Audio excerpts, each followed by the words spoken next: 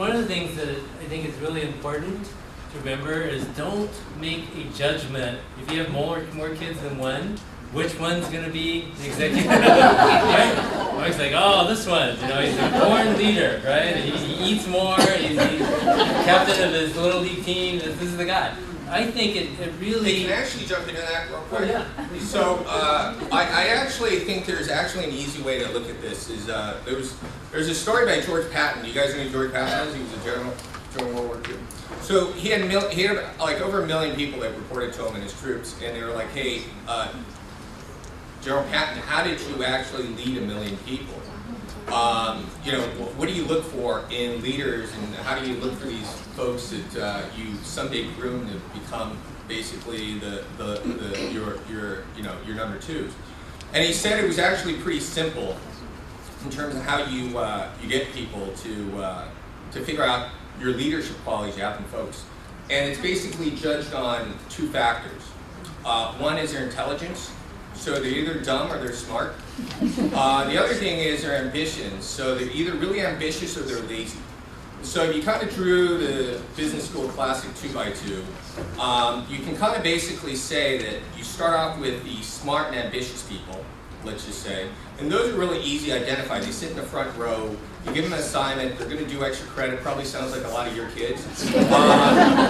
And so those are really easy. You give them one small assignment. They'll do the extra credit even if you don't ask for it. And then on the lazy and dumb people, they're just as easy to manage, because all you do is you put the smart, ambitious people. You manage those guys and make sure that they follow up with those folks that are dumb and lazy, do all the work. And he said that the people that you really have to watch out for actually are the ambitious but dumb people. They will stab you on the back and not know it. And they'll make you look really bad.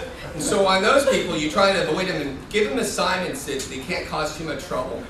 But the people you actually promote, going back to the story, is you promote the smart but lazy people, because they actually will always look for a shortcut. And the leaders he looked for were the smart, lazy people, because he said himself he was a smart, lazy person that always tried to find shortcuts in things. And so when you think about characteristics of that, it's not necessarily always a front A student. They are the people that probably generate most of the answers, but it is typically, I would say, if you look at characteristics, and I can say this because a lot of my friends are CEOs for public companies and non-public companies, but they typically have a characteristic where they're actually pretty smart but pretty lazy. So, just as kind of context for you, Rick Heitzman, I just saw last week, he was the first investor in Pinterest, board member, been very successful. I mean, his extremely successful with a lot of his investments. He went to business school with me, and I can tell you that he was probably one of the laziest people I knew from business school, but also one of the most successful.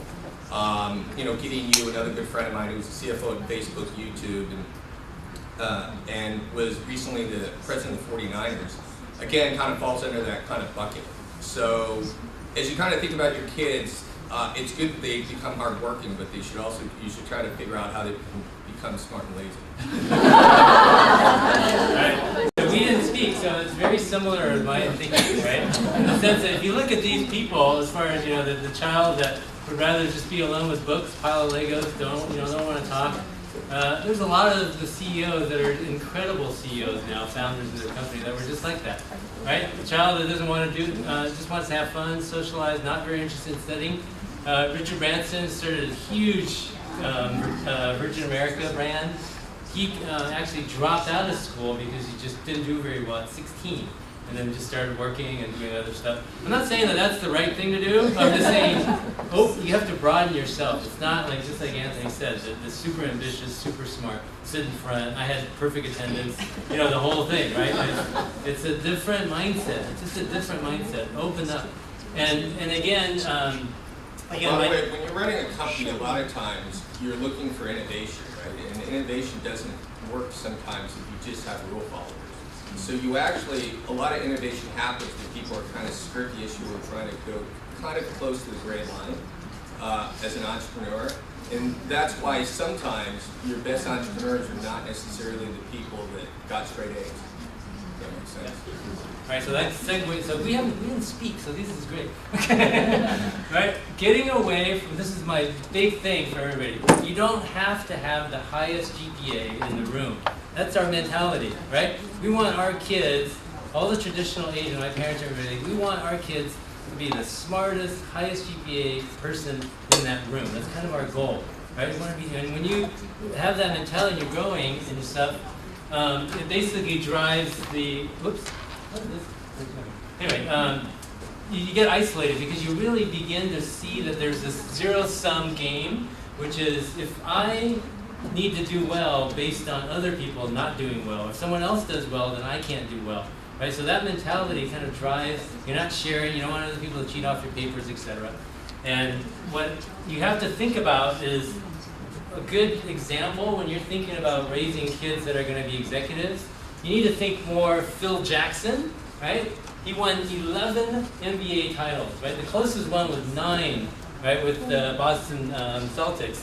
But between the Lakers and the Chicago Bulls, he won 11 NBA titles. I mean, that's an amazing amount. But he wasn't the best player on the floor, for sure, right? He didn't even play. He was the coach. He sat on the bench most of the time, right? And yet he was able, and lots of other coaches before Phil, that had Kobe, that had Michael, didn't win anything, right? He was able to come in. He wasn't the smartest. He didn't have the highest GPA. He couldn't dunk better than Michael. He couldn't shoot better than Michael. But he was able to take this huge group of PhDs and intelligent folks, just like Anthony said. A lot of those PhDs worked for Anthony and a lot of other folks that didn't have advanced degrees, didn't get straight A's, etc. Right? Because they're able to be the Phil Jacksons.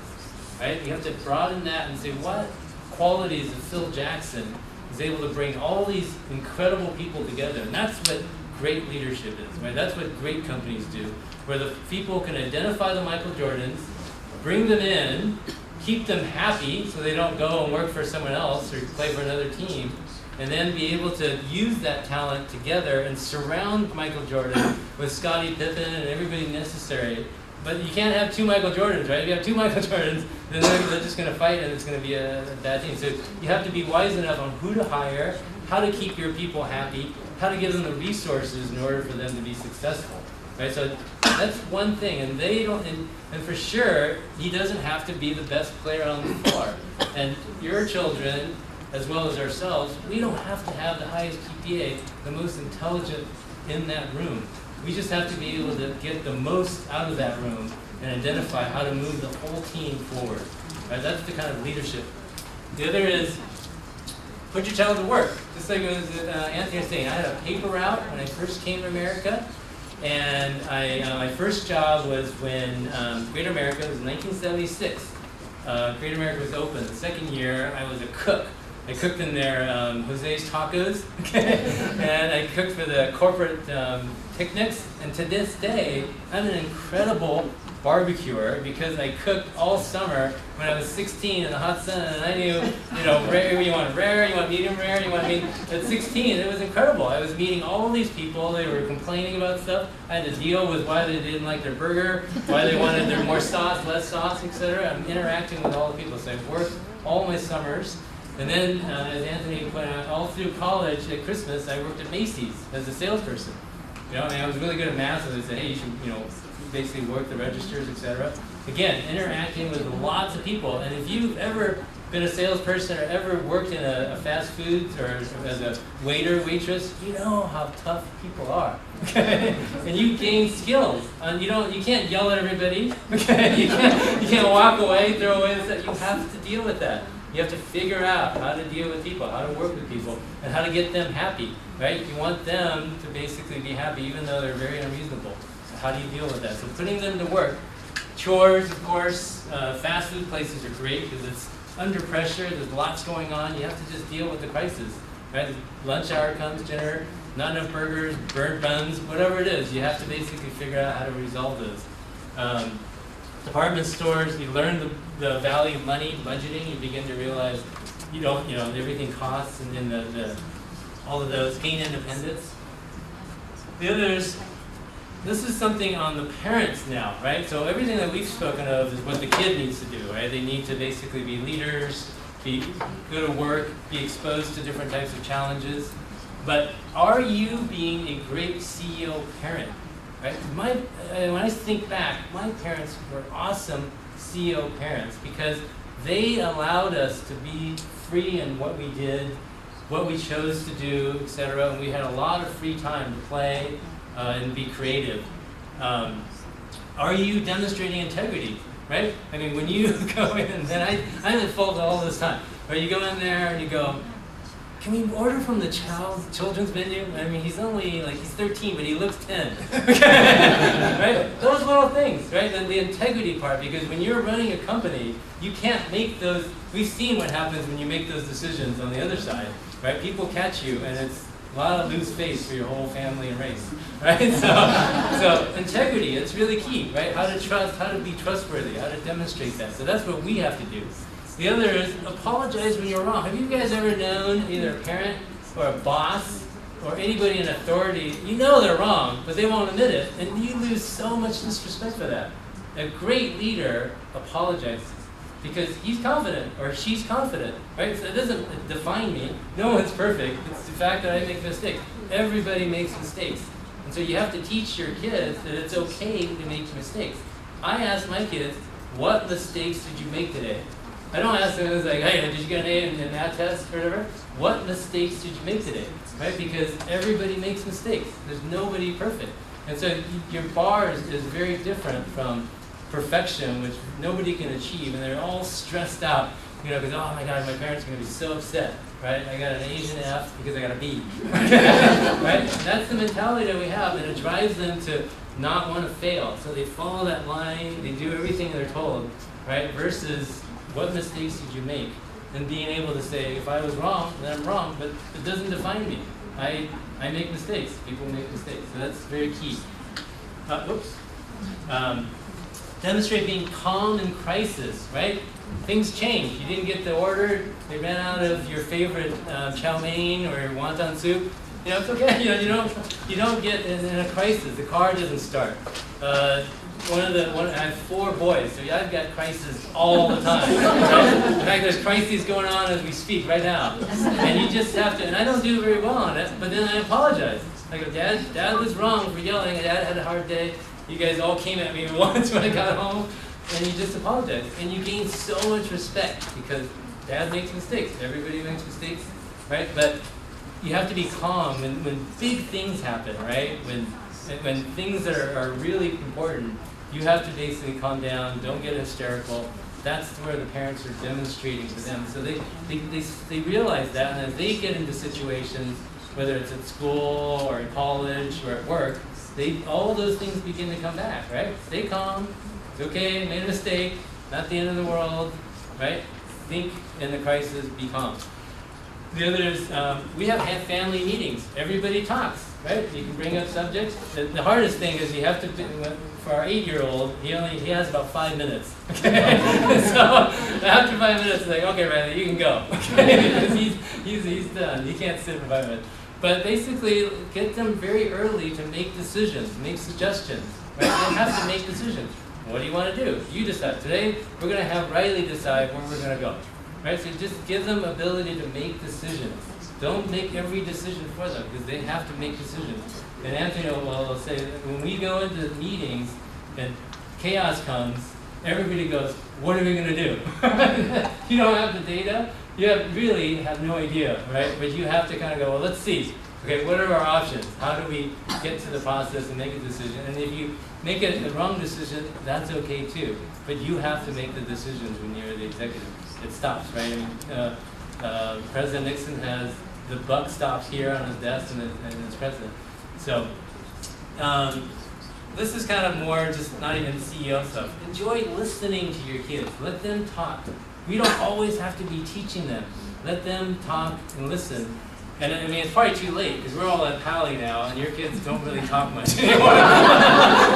Because there will be a time when they say nothing, and that's already happened, right? So I walk with Riley every day to school. I want to listen to him, and when he goes, "Hey, can we play?" I play.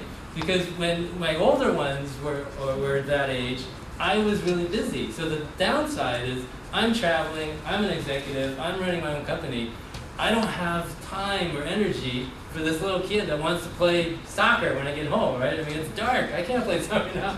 But now, it's like I realize you have to listen and give them that time when they're young, because it goes by really fast. And I think you guys all know about that. One thing that I came up late on, because English is a second language for me, is reading. Reading is huge. I found the best leaders, the people that have really made it, read. Really read. Whether it could be Chinese, it could be any language, but read. It could be just books or magazines. Keep reading and have your kids read. Because what I found is that when you got into the executive level, there's so much information coming at you. You have to be able to articulate it. You can't spend hours and hours reading full reports. You have to get to the bottom of it very quickly.